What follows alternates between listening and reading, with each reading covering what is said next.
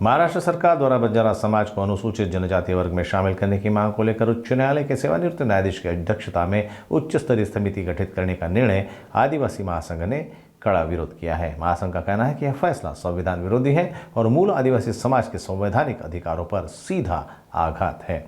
आदिवासी महासंघ ने स्पष्ट किया कि राज्य के सर्वोच्च अनुसंधान संस्था आदिवासी अनुसंधान एवं प्रशिक्षण संस्था द्वारा किए गए गहन अध्ययन में बंजारा समाज को अनुसूचित जनजाति के मानकों के अनुरूप नहीं माना गया है। ऐसे में इस रिपोर्ट को नजरअंदाज कर नई समिति बनाना राजनीतिक दबाव में लिया गया निर्णय है।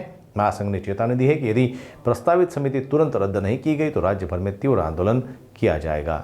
मुळात हे जे स्टेटमेंट जे आदिवासी विकास मंत्र्यांचे आहे हे चुकीचं आहे, जे घटनाबाह्य असं हे स्टेटमेंट आहे। कारण बघा, संविधानाची जी तरतूद आहे 342(2) प्रमाणे शेड्यूल ट्राईबची लिस्ट हे करताना तर त्या संविधानाच्या याच्याप्रमाणे त्यांनी जायला पाहिजे, परंतु निवृत्त न्यायाधीशांची समिती गठीत करणे हे कुठेतरी असंविधानिक आहे।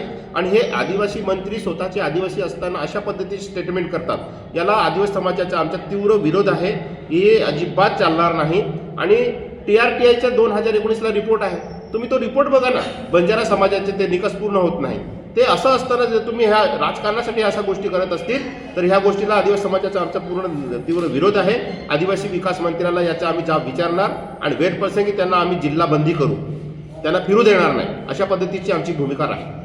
दादा बिलकुल वाटतंय आम्हाला आणि त्या पद्धतीने ते निषेध करतात किंवा ते माहिती नाही। परंतु आता आम्ही नागपूरला बघितलं तर आदिवासीचे जे काही हे लोकप्रतिनिधी आहे जे राखीव मतदारसंघामधून निवडून येतात हे वेळोवेळी शासनाला विरोध करतात। राज्यपालांकडे सुद्धा आम्ही पाहतो, त्यांचे फोटो पण पाहतो, तेही त्या ठिकाणी जातात। परंतु शासनाने सुद्धा संवेदनशील व्हायला पाहिजे आणि आदिवासीच्या बाजूने राहायला पाहिजे। कारण हा मानवीय दृष्टिकोन फक्त तुम्ही नकली आदिवासीच्या प्रती ठेवणार आहे का, खऱ्या आदिवासीच्या प्रती केव्हा ठेवणार तुम्ही, हा सवाल आमचा।